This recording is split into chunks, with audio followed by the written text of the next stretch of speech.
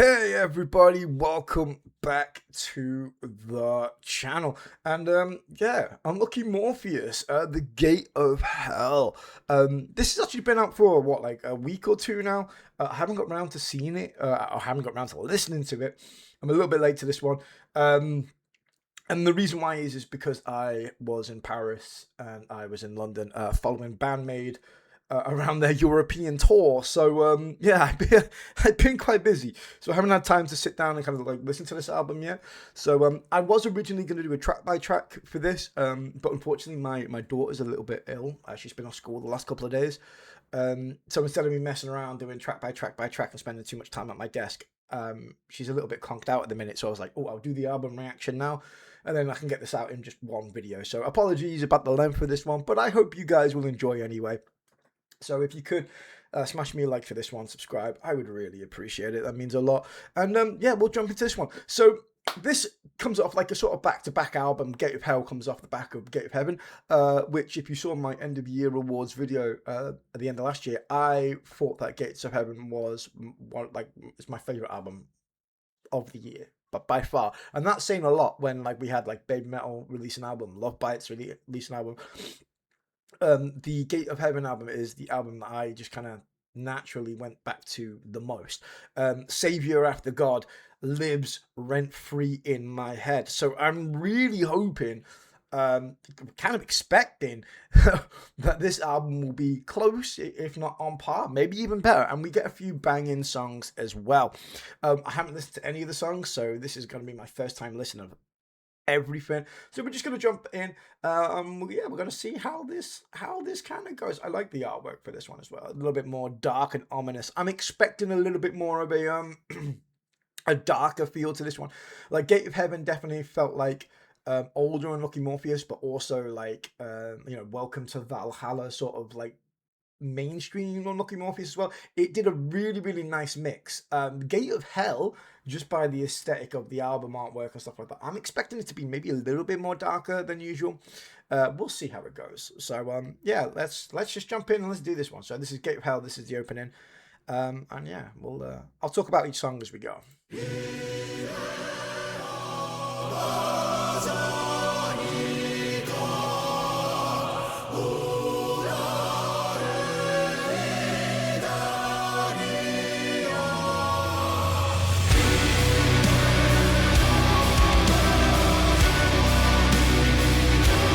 I'm always a big fan of these like openers and albums, instrumental openers.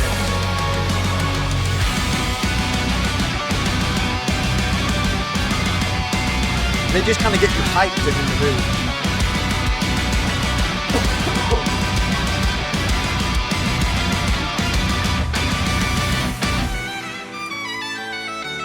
Ooh, some lovely Jill stuff right off the bat.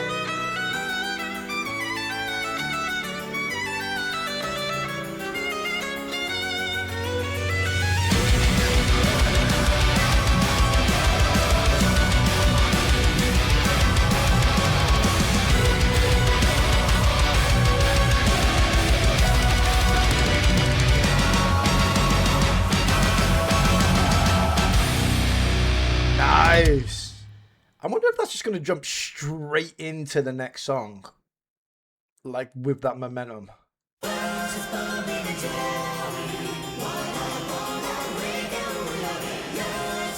Why?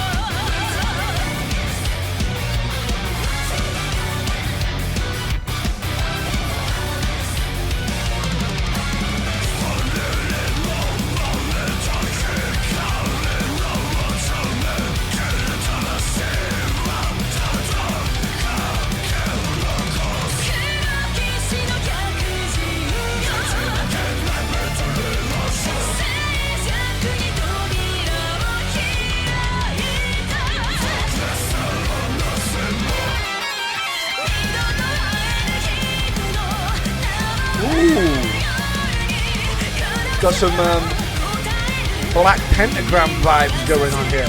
I like it. I like it a lot, actually.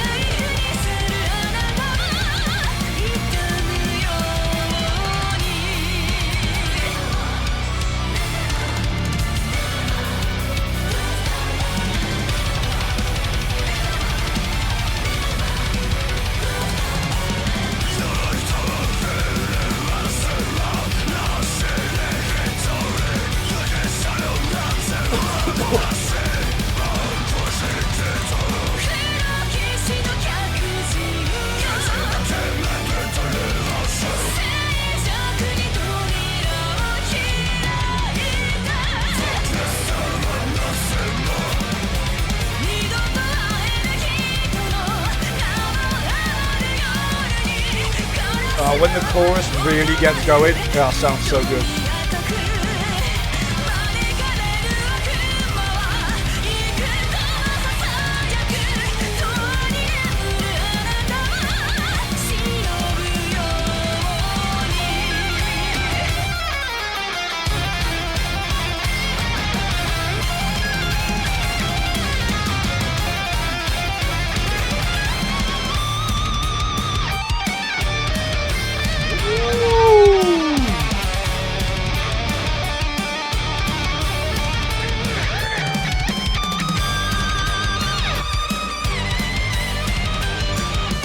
I always love the Sheeran and Jill dual solos, man.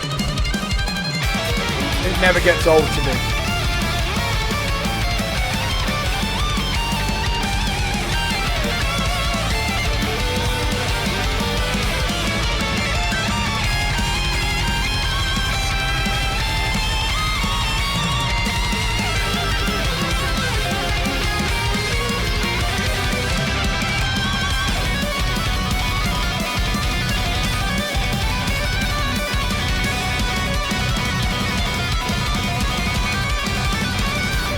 I love that.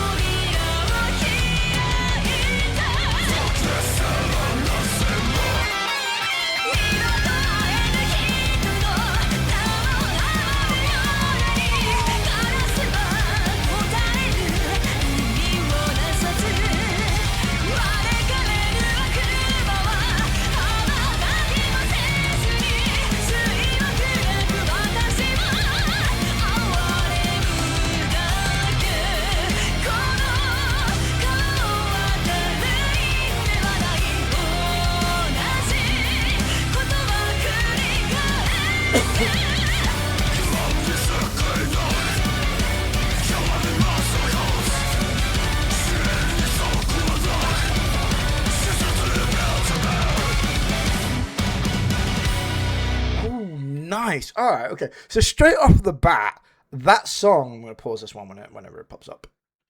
Straight off the bat, I love that one. I had like early sort of black pentagram vibes with that one. This for me, this is what Unlucky Morpheus do the best, where they take like those gothic sort of like, I want to say classical orchestral kind of like tones, and they kind of just really make them I can't speak, make them their own.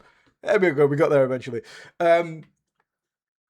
With like the guitar in there, the dun dun dun dun dun dun dun dun dun dun, and then jumping from those smooth, like buttery smooth, Fuki choruses, which is just catchy, that just make you want to just like freaking bop when you listen to it, and then grab it, shifting the tempo straight away.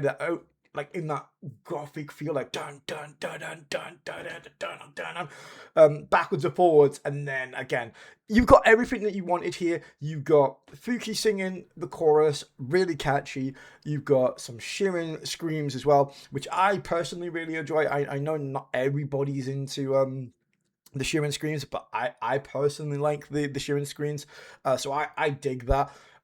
We've got obviously the chorus like that comes in. We got the Sheeran Jill duet, which I always enjoy. I love the tempo progression to this song, and it really flows really well. I mean, that was a 5 minute song, but to me, it didn't feel like it was 5 minutes. How that went incredibly quickly. I think all in all, you got everything that you probably wanted from that. I I think that's a throwback to pretty old school style Unlucky Morpheus, so I can see a lot of people liking this. I'm actually recording Ears to the East later today, so as soon as I'm finished with this one, we're doing Ears to the East. And I would be interested to know Benedict's thought on that one, because I think you'll be a fan of that one. Anyway, let's move on. So this one is called Ignis Fatus Vicoitatis. Yeah, let's just go with that. Let's just go with that.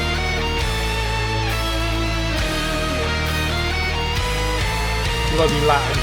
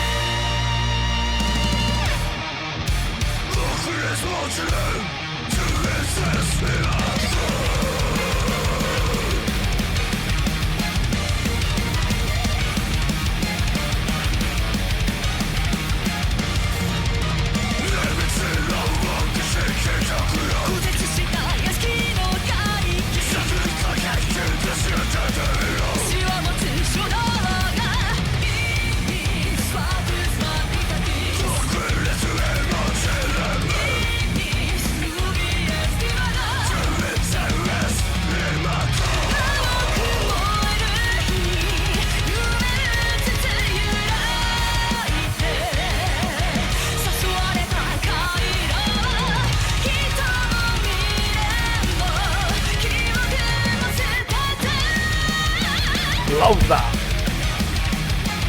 I love that double pen as well.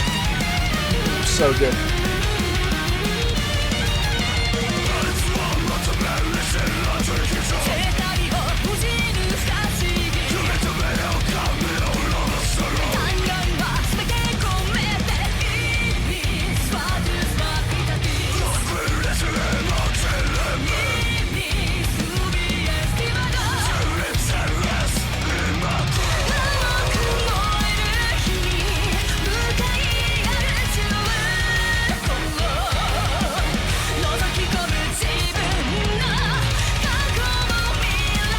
I love that bit.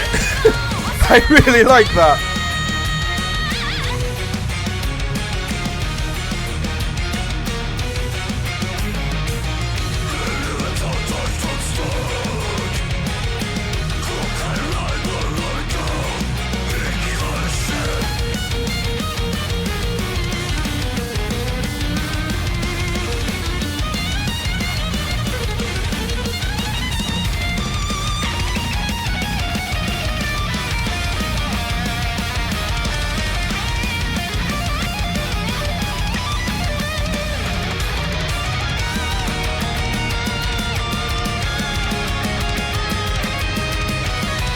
Ah, man, it's a good vibe to this.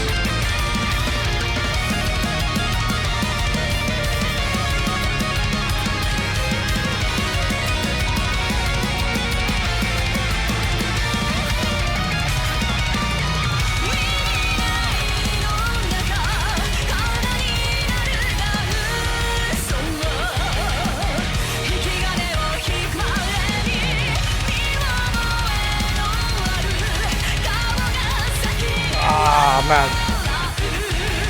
Flows just so well. Yes.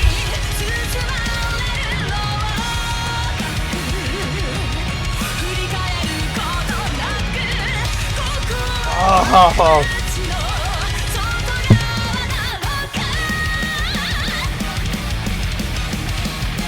Listening to the double pads, man, just makes me want to just headbang so much.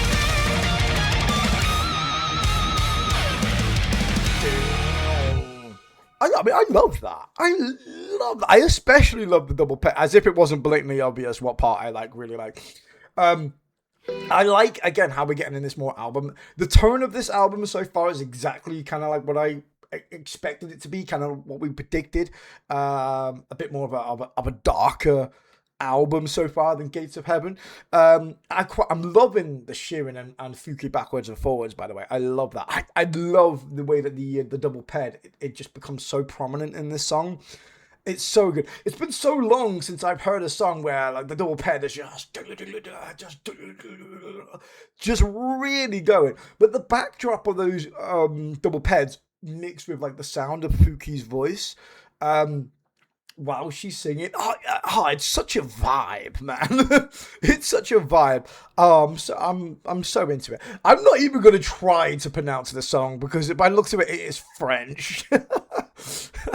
Like, you know, like some of these bands' names are so hard to say already because they're in Japanese. And then, like, you know, Unlucky Morpheus takes it one step further by going, hey, you know, you need to learn Japanese, French, and Latin. All right, so next one, let's just jump to this one. Ooh. I wonder if it's going to keep the slower pace, though.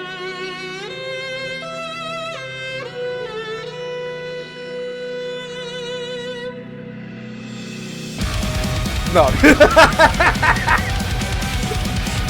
To be fair, I kind of saw that coming. I heard the violin and was like, ooh, is this going to be like a slower song? And I was like, no, I'm fully expecting the guitars and stuff to come in at some point. And they did.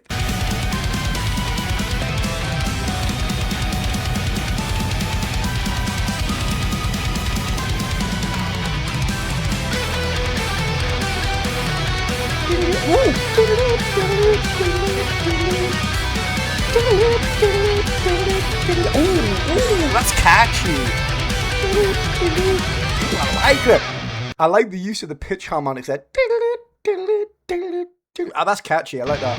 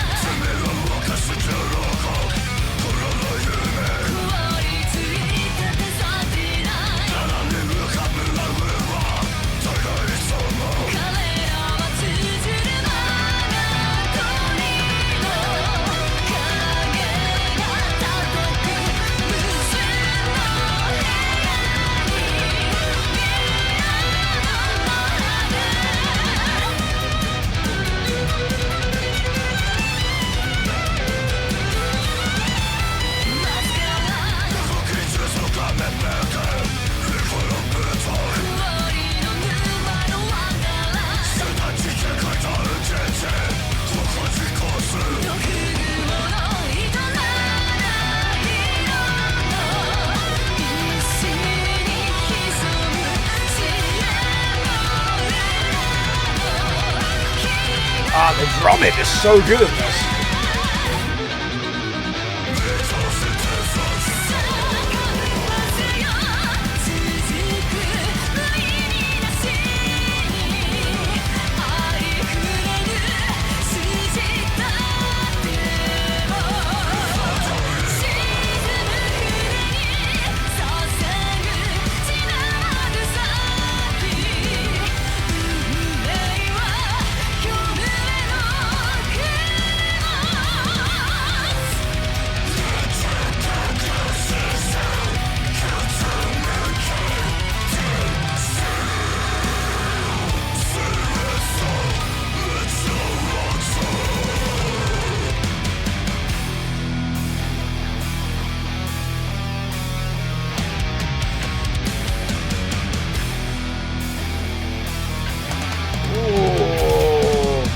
I like that slower pace as well. That is so good there.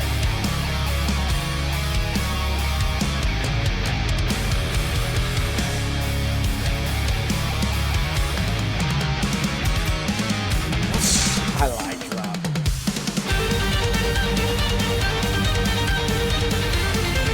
Such a head bopper.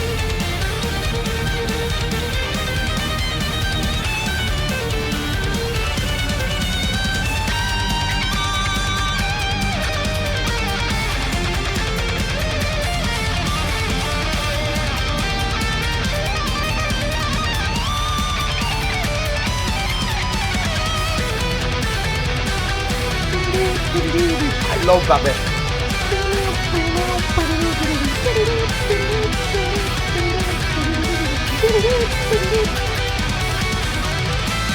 going to try and see if I can find a tab for that little bit so I can learn to play it, because that's catchy as hell.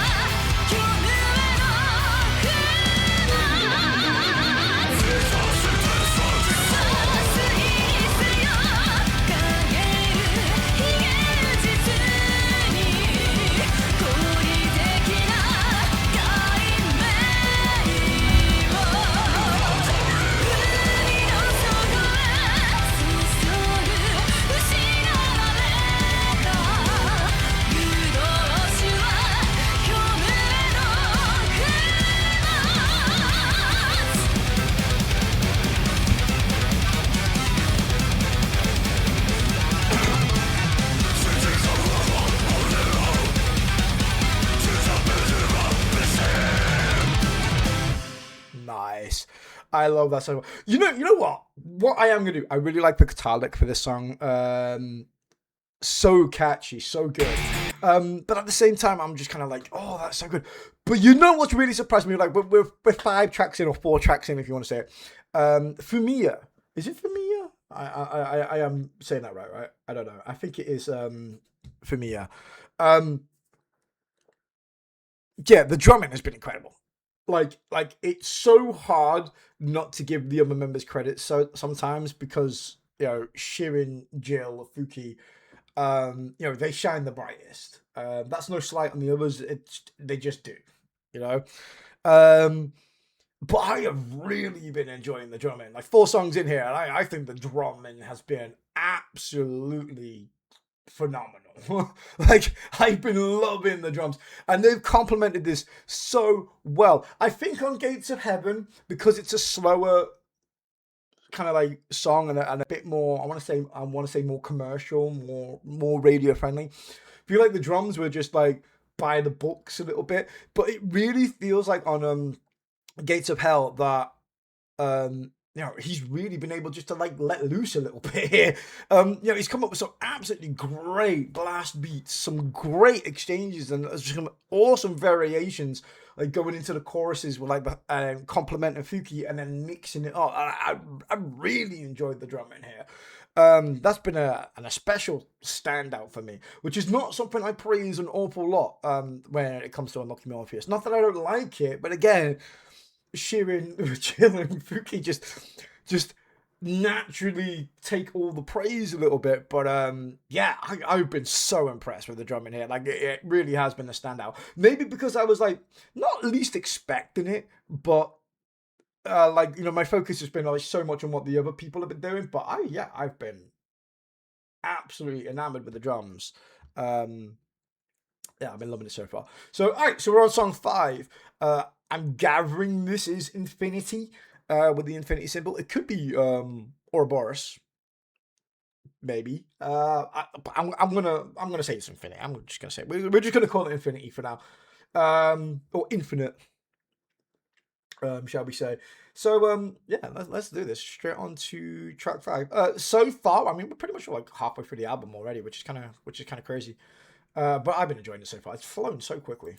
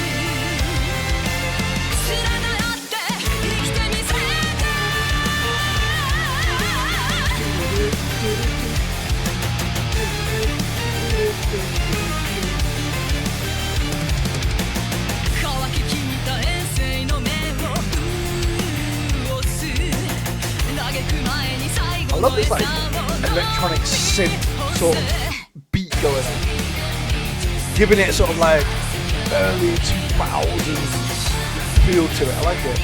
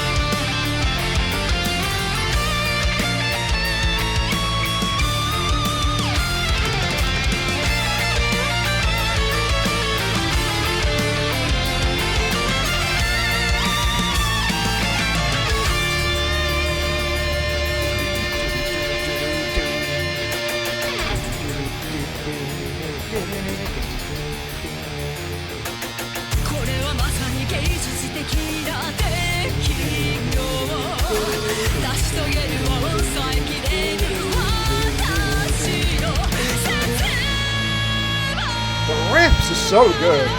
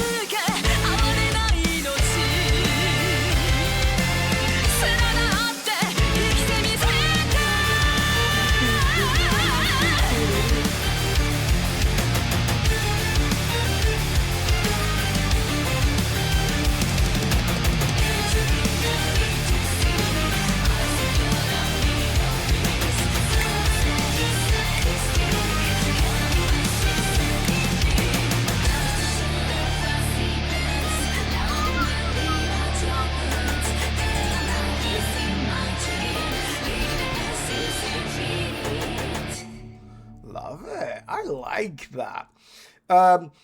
Obviously, tempo's a little bit shifted, but I think what's really like noteworthy with this one is just how good Jill can be when she comes in with like her little jingles with a violin.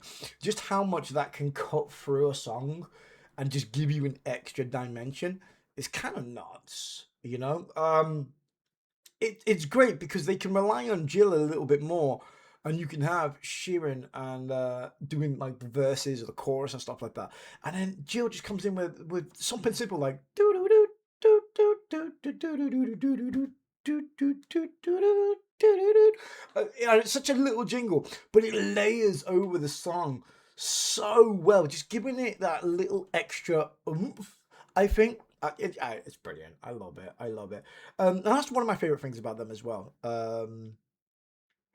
You know, it's the fact that they can do so much and so much variation. They're so open-ended with exactly what they can do. You don't quite know which direction a song's kind of going to go and how they're going to play it out a little bit.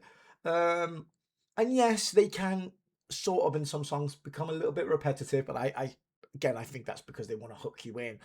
But for every song on this track so far has been so diverse, even though it's kind of like still in the same genre. I've really been enjoying it. All right, so the next one, Don't Look at Me.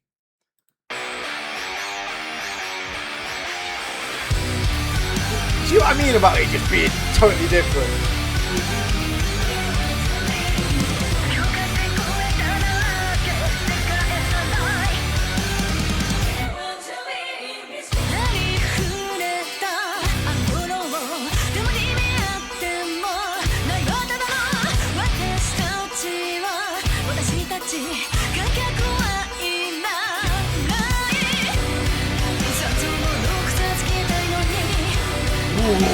I like how dark this is.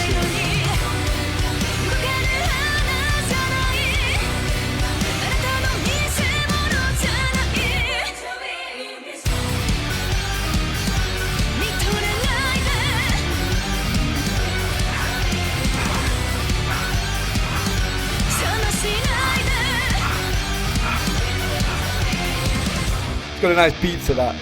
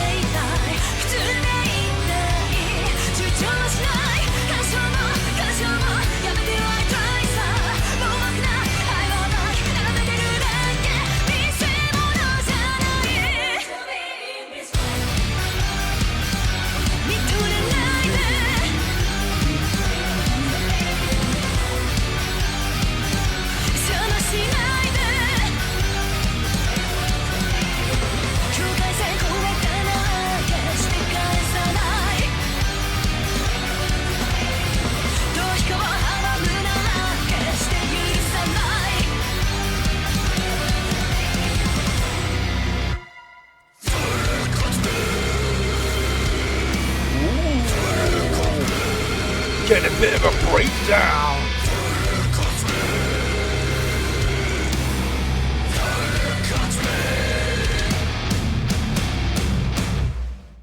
Nice. Ooh, is that the way it's going to end? I particularly like that. You know what what makes them so good is the fact that that is still quite playful, quite bouncy. It's something you can really bop to. It's got a sense of humor to it as well as keeping like that dark feel, and the guitars and stuff like that as well. It's one of those where you can go to an Unlucky Morpheus gig and one song you're bopping along and the next you're headbanging like fuck, and you just swap it in between it all the time. I love that. I love that, you know. So this is God-Forsaken Silence.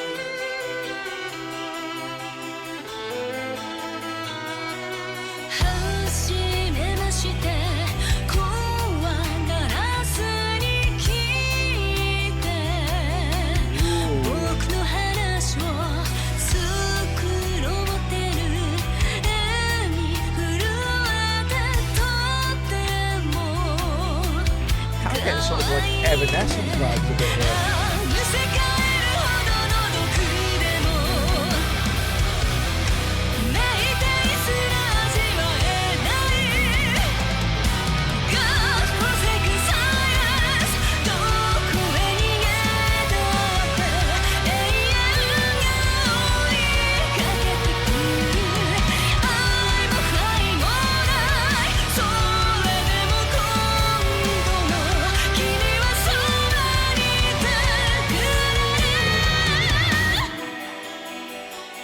It's a great showcase of Phoebe's voice.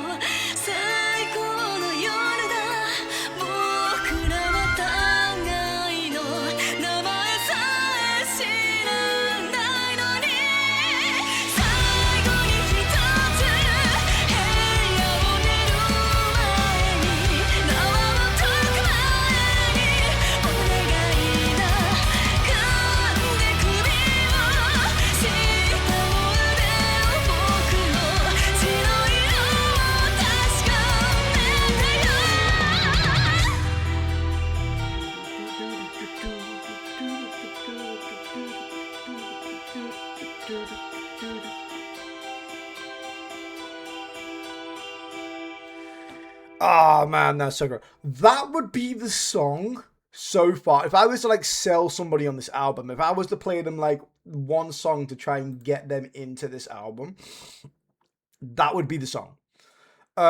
Because as much as I love like the gravitas of Unlucky Morpheus and like the heavy riffs, when they do a ballad, when they do a dark ballad, It's fucking amazing. Like I well and truly love that. Again, I got like sort of like Evanescence feels from that one. Like something like Emosa. Kind of like it kind of reminded me of that song a little bit, like the way that it was structured. Really like it. Fuki singing on this one shines dark, ominous, powerful, but also like soft in her own kind of way. Like you get some female singers, I think that when they try to do when they come, especially when they come from like a rock background, they try to do like a rock ballad and they can't accentuate feeling or a sense of ease into their vocals a little bit. Like when you come from a rock background, you only kind of sort of know rock. That's what you're used to. That's what people want from you. So you kind of lean into that. I like with Unlucky Morpheus, and especially with Fuki, that she can go from like something like the other songs on this album, the first couple, really powerful bursts of singing, to go into a ballad where it's very stripped back. It's like a lullaby, sorry, being sung to you. That's what I can compare it to. Amy Lee, again, that's why I get Evanescence vibes, can do that very, very well. She can project her voice in a really powerful way when she wants to in a rock song, but she can also kind of like lull you in with a lullaby, and that's what Fuki's done here. It's just that sense of cradling you a little bit, like I got you, just enjoy the ride, and I like that. I like the mix up in tempo and atmosphere here. Yeah, a dark ballad by Unlucky Morpheus is always a good time, especially for me anyway.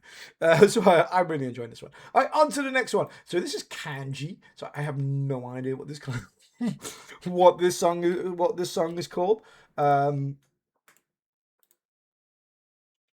Onikobi. I believe there's a music video for this, right? I have seen them do a music video. Hold on. Let me before we tackle this one, because we might be able to do a music video reaction as well while we're on top of this one.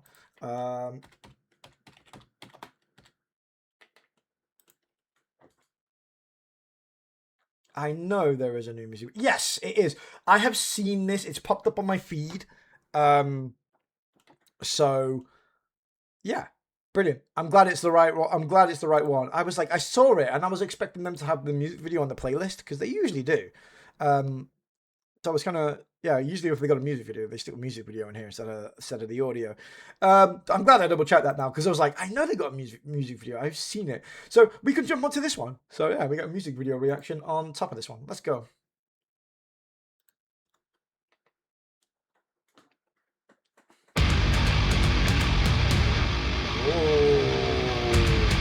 Oh, hello.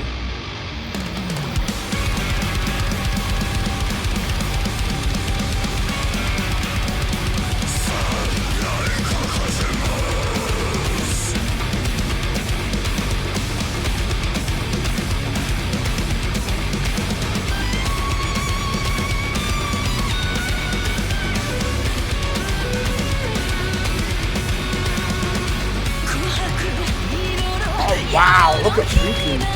Woo.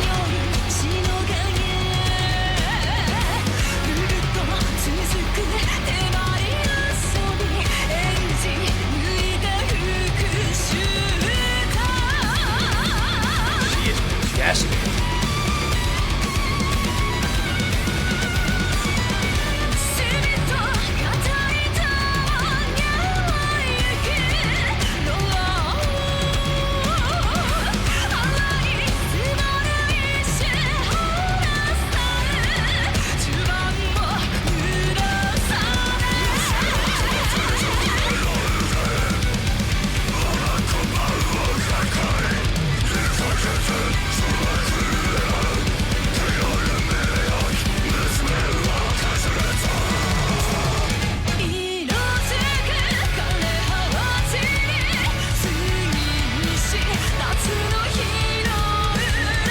They do that very well as well, by the way. Like I love it. It's a bit of a telltale sign. They do lean into it quite a bit, but I love the way that they do it, where they have like the shearing singing bit, But what they use shearing for is like a stopgap. Usually, you get those shearing bits before you fall into a Fuki chorus.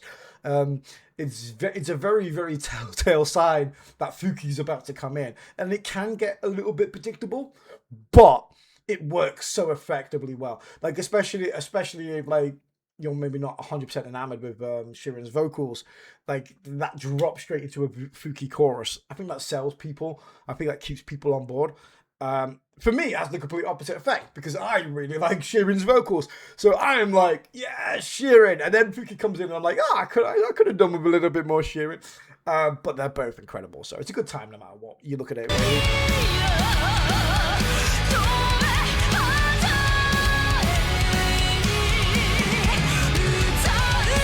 They use Sheeran as like the hype man.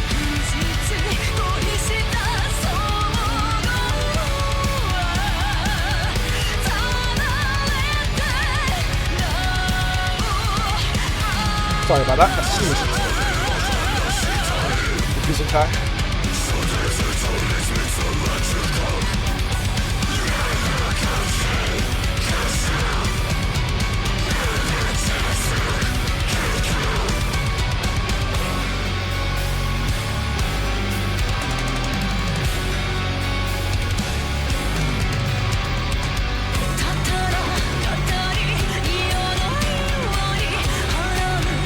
I like the style of the music video as well.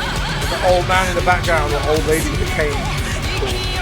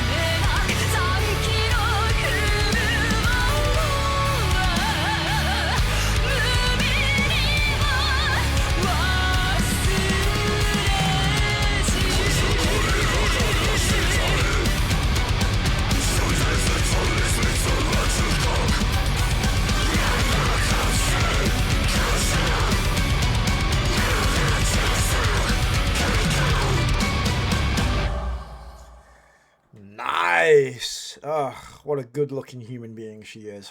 Ugh, it's got to be a crime to look that good and sound that good as well. Jesus Christ. Like she just won at life. Like full stop, didn't she? Oh, great voice, great looks, great personality. Oh, absolutely incredible. I can kind of see why they picked this song to be the music video. To be fair, I think it strikes a nice balance of showcasing Fuki enough, but also giving a glimpse into what I think Gate of Hell is, which is a little bit more heavier. It's way more darker so far, and I think that song gives a good vibe for like for everybody, if that makes sense. Like, I think if you're an old Unlucky Morpheus fan who likes the more darker, grittier version of them, I think you'll be happy with that. And I think if you're like a newish fan coming off the back of like Gates of Heaven, and you listen to that, I think there's enough there you're like, oh, I really like this as well, because you get a lot of Fuki as well. So yeah, I think that's a good half and half song. To make into a music video. I really like the way that music video was directed as well. By the way, it was very nice. One of their best ones, I think. By the way that it was shot. But yeah, I would have liked them to pick maybe like one of the earlier songs to kind of like just go full balls to the wall a little bit and showcase some of the heavier, darker songs. But I understand maybe they didn't want to go all the way. I think if you like YouTube's a bit of a weird place because you can satisfy like one group of people, but you can't satisfy everybody. So, and I feel like that song is an attempt to satisfy everybody, if that makes sense. But I really like it though. Again, a great highlight of Fuki being Fuki, of the band just kind of like rocking out. Great visuals, great aesthetic as always. Band are all looking super awesome, and the song goes with it really nicely as well. To be fair, so yeah, I think that's a good choice. I think that's a good choice to be a music video. Personally, I would have picked another one, but I can see the logistics behind that one. Moving swiftly on.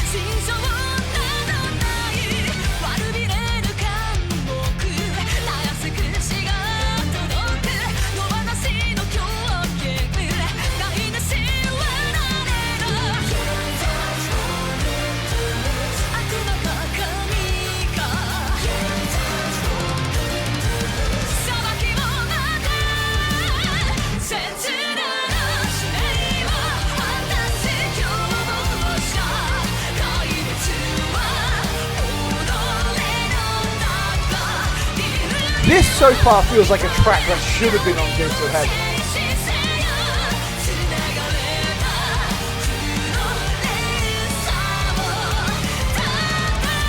But I like it. I like that it's on here.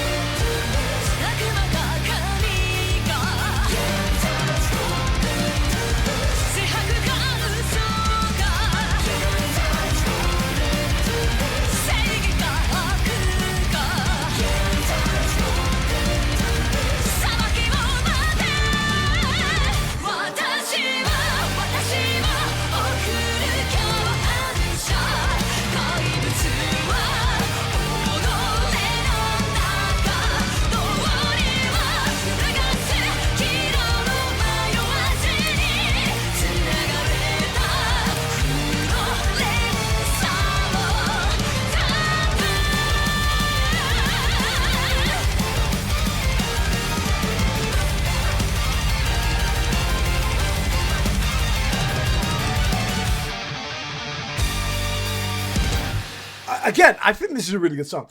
If we were going back to what I said before about, like, you know, if I was to pick a song, I would showcase this to someone to try and sell this band to somebody. Again, that would probably be one of the songs I personally would do. Because I feel like it captures everything that makes, like, Unlucky Morpheus fun. They could do some of these light, kind of more fluffier songs.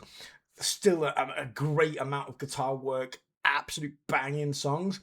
And they flow really, really nicely. I think as well, going back to my case in point about trying to bring people in and convert them into shivering listeners, this would be a song where I'd be like, if I know that somebody's like more of the rock persuasion rather than the metal persuasion, this is a song I would introduce them to. Be like, hey, this is Unlucky Morpheus, this is the lead singer Fuki, like, tell me what you think. And I think they would be enamored with this. So it definitely depends on each person individual and who you're trying to sell this to. So, but if I was selling this to a casual, probably would do that one. If I was selling to a metalhead, I would pick definitely one like from track 1 to 4. I like the variation of this album so far. I'll talk more about that at the end.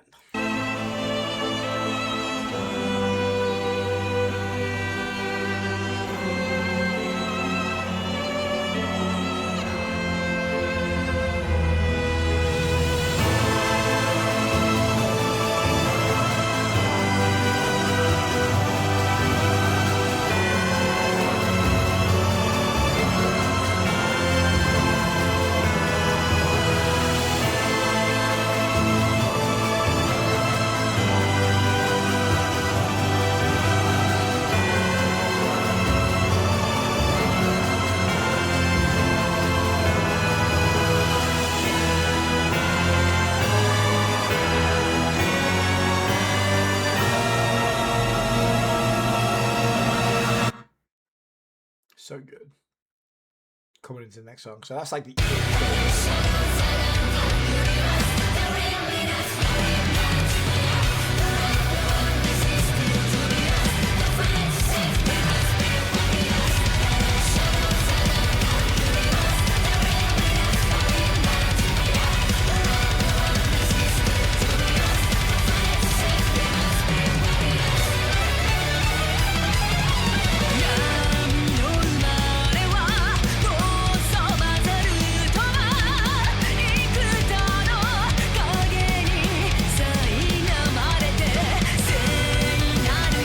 tell you what, the re-recording of the song actually fits this album very well.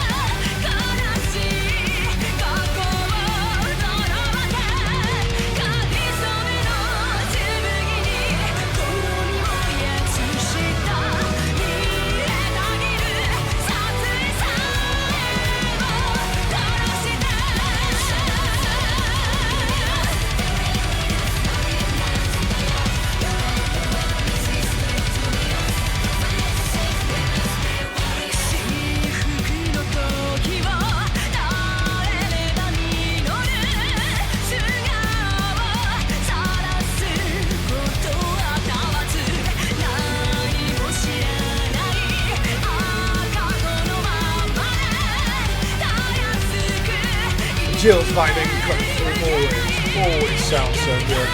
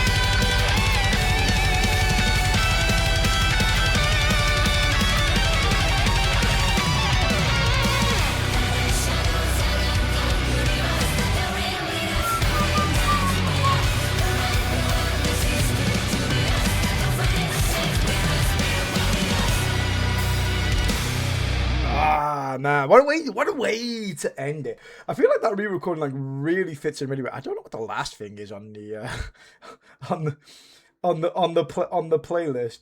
Um, but yeah, I mean, what an absolute banging album that is. I think that's gonna please. I think my initial thought is I think this is gonna please a hell of a lot of people. You know, I think it's gonna please a lot of old fans. I think it's gonna please a lot of new fans. I think it's gonna please a lot of neutrals. It's very formulaic in the way that this album's set up. You know, you've got the first 4 or 5 songs, which are a little bit heavier, a little bit darker. Then you once you get pat to like Infinity and you start going into Godforsaken Silence, it's like 2 parts of a. It's like 2 different albums rolled into one. You got very very very strong, dark, heavy start, and then as soon as we get about halfway through the album, it very much the tone of it very much lightens up. I wouldn't say the the theme of the album changes at all. I think it still maintains that very very dark, like ominous like feeling to the album, but it definitely shifts in tone for having a more Fuki centric, I want to say ballad-esque kind of vocal style. It definitely feels like first 4 songs, hard, heavy hitting riffs, shearing screams. Next bit is ballads, and then end with a little bit of both. End with a little bit of like that Unlucky Morpheus, um, sort of like ballad-esque groove that they've got going. All in all, I'm very impressed with this one. Obviously, this is my first time listening to the album, so I'm going to listen back to it a few more times. You know, get my thoughts, because I always feel like you should listen to an album a couple of times before you give it like a proper score or a review. A couple of songs that really kind of stood out for me were Godforsaken Silence. I really enjoyed that. As well as obviously the effective re-recording, not the effective, sorry, the Get Revenge on Tyrant. I think that's an absolute brilliant way to end an album. The Raven as well, I think comes in really hard. I think that sets the tone for this album a lot. I can see a lot of people gravitating towards that. So off the top of my head, I think The Raven, for me, Godforsaken Silence, Infinity as well, I thought was good, or Infinite, and probably Get Revenge on Tyrant re-recording as well. I thought I enjoyed those probably the most, but some of this, I say that like, you know, it's an easy thing to pick apart like what you like from a first listen, because I guarantee I will listen to this album over the next couple of days and my opinions will shift. Songs that will come to the forefront and other songs will fade after a couple of listens. So, you know, if you want me to do like a follow-up video to this, let me know in the comments. Like, leave a like, comment, because I love doing the track by track review, like listening throughs and stuff like that. I enjoy the excitement. I enjoy like the, you know, chilling out with Unlucky Morpheus fans. You know, just vibing as well. Like, you know, like I said, I got my Unlucky Morpheus shirt today on. When I saw them in Japan twice, so happy with that. So yeah, it's an incredible, like I said, it's an incredible album. It's a strong album. The first thing I'm going to be asked, or probably asked, especially when we're talking to the East in a bit, in a few hours, is, do I like it more than Gates of Heaven? And that's going to be a difficult one to answer, I think. I don't think there's a right or wrong answer to this one. They are both so different in many ways, but the same in many others. Obviously, the same band, so there's going to be the same tendencies, the same hooks, the same chord progression, the same writing style of how these songs kind of like play out. So that doesn't, you know, change, but the tone, the shift, that it's very very dark. This album, very dark, and I think that will please a lot of people. To be honest, but I think for a lot of people that maybe aren't too into the dark tone too much and just want like a nice something that makes them feel happy, I think a lot of people will gravitate towards Gate of Heaven a little bit more. I think the casuals will gravitate towards Gate of Heaven a little bit more. I personally, again, I can only speak for myself here. And I realize I am very extremely biased when it comes to Unlucky Morpheus, because they are like one of my favorite bands of all time. I love the premise of these 2 albums dropping so close to each other. I love the fact that we get to see 2 different sides of them. I love that it's so tonally different. And you know, I would argue that you can't listen to just one album. I would argue that Gates of Heaven and Gate of Hell should be listened back to back. They should be considered one album. Because I feel like they tell the same story through maybe like two different perspectives. Like that's probably the way I'm going to say it. You know, my best analogy, I think. Um, if I was to showcase somebody or say like I would say you have to listen to these albums back to back. They're like a dual album. You know, a mirror image of each other. I really like that dynamic. I really like the fact that this band can simultaneously bring you such different albums, but also at the same time, it feels like a story being told. You know, um, Gate of Heaven is A New Hope. You know, and fucking Gate of Hell is definitely The Empire Strikes Back. You know what I mean? Yeah, you know, but it feels connected. It feels like both albums should share the same universe, share the same landscape. I really like it. I'm not. Maybe that's something I'll do in the future as well. Like I'll vibe to the albums back to back and kind of like see where that takes me. My initial thoughts for this album, I really enjoyed it. I had a debate with Benedict again on Ears to These, and we were talking, and I quite liked the Gate of Heaven because of the way that it appealed to the casuals, because it was quite bouncy. It had lots of hooks, but it also was like quintessentially Unlucky Morpheus. But I know he gave me some throwback by saying it's not dark enough. It's not it's not like how why he fell in love with Unlucky Morpheus a little bit. Like he wanted those darker songs back. I definitely feel like this album delivers on that. For those kind of people that like maybe were like, oh, I want something a little bit darker from them, like craving like the first couple of albums, because it's been a while, I think, from them. And I feel like this is gonna please a hell of a lot of people. So my initial thought, probably straight off the bat, I probably would rate this, if I had to give it a score, I'd probably give it like an 8 out of 10. I do think it's a very, very strong album. I have to give it some more listens. Again, I don't think there's like a certain song that pops into my head like, oh, that's the one that's going to stick into my head a lot. Again, when I listened to Gate of Heaven, when I heard Savior After God, that song has been stuck in my head rent free for a year. Like it was just that good. I don't know if any of these songs are quite going to be that stuck in my head. But again, this is only my first listen, so we will see. Stranger things have happened. Yeah, no, I really enjoyed this. I think it's another very, very strong entry into Unlucky Morpheus's backlog, and I really enjoyed it. And I'm going to look forward to now being able to relax and just listen and enjoy this album now over the next couple of days. Like I said, if you guys want to follow up, maybe I'll do like a follow-up video in like 2-3 weeks when I listen to the album, had time to let my thoughts simmer and stew for a little bit. If you guys want a follow-up video, then yeah, let me know. Let me know in the comments down below. Don't forget to leave a like on this video as well. Subscribe. I would very much appreciate it. We are so close to 30,000 subscribers. Like, so close. I would love to get there. It would mean the world. And yeah, see you guys all next time. So bye for now. Take care. And I love you all. Stay awesome.